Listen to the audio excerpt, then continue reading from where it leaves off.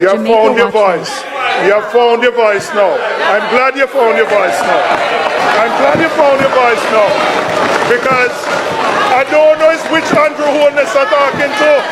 Whether it's the one now or the one in 2015. The person who was the most vocal was the Prime Minister himself. Right?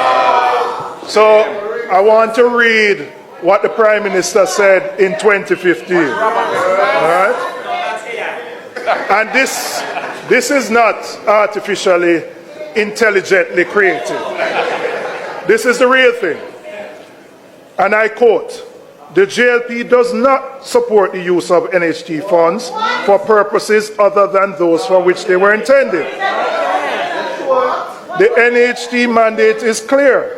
Contributors' money held in trust at NHT is to be used for the purposes of the promotion of housing and community development.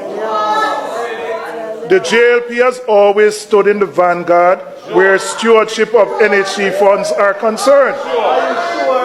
We are the ones who have always defended NHT and protected the interests of contributors, not the least of which are those thousands of Jamaicans who have been making contributions to the NHT and are yet to access a benefit."